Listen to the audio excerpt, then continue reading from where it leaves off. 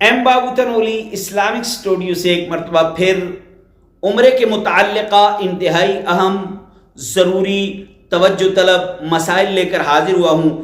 خدا را ان مسائل کو سیکھیے، خدا را ان مسائل کو سمجھیے، خدا را ان مسائل کو دوسروں تک پہنچائیے۔ تو آج میں آپ کو جو مسائل عمرے کے متعلق بتانے لگا ہوں ان میں سے پہلا مسئلہ یہ ہے کہ جب آپ نے عمرہ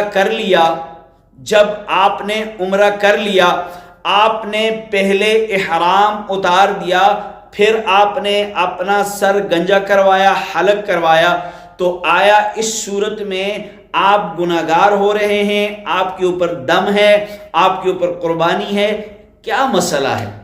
تو یاد رکھنا، جب آپ نے احرام پہلے کھول دیا اور سر بعد میں گنجا کروایا، حلق بعد میں کروایا، اس صورت میں آپ کے اوپر دم نہیں ہے، بلکہ اس صورت میں آپ کے اوپر صدقہ فطر کی مقدار صدقہ دینا لازم ہے، وہ آپ کسی بھی جگہ دے سکتے ہیں۔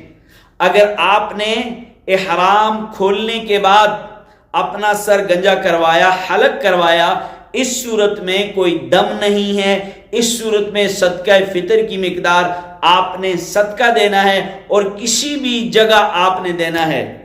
دوسرا مسئلہ، آپ احرام کی حالت میں ہیں، آپ کی داڑھی کے بال گر جاتے ہیں، سر سے بال گر جاتے ہیں، تو کیا آپ پر دم لازم ہے یا آپ قربانی دیں گے؟ تو اچھی طرح مسئلہ سمجھ لیجئے کہ جب آپ وضو کرتے ہیں تو وضو احتیاط سے کیجئے گا تاکہ آپ کے بال نہ گریں۔ اچھی طرح سمجھ لیجئے، جب وضو کرتے ہیں آپ وضو احتیاط سے کریں تاکہ آپ کے بال نہ گریں۔ اگر وضو کے دوران کوئی بال گر جاتے ہیں، سر کے بال یا داڑھی کے بال، تو آپ پر فقط صدقہ ہے، آپ پر کوئی دم نہیں ہے، آپ پر کوئی قربانی نہیں ہے۔ اس مسئلے کو دوسروں تک پہنچانے میں میرا ساتھ دیجئے۔ عمرہ کے انتہائی اہم مسائل کا سلسلہ آج کل چل رہا ہے۔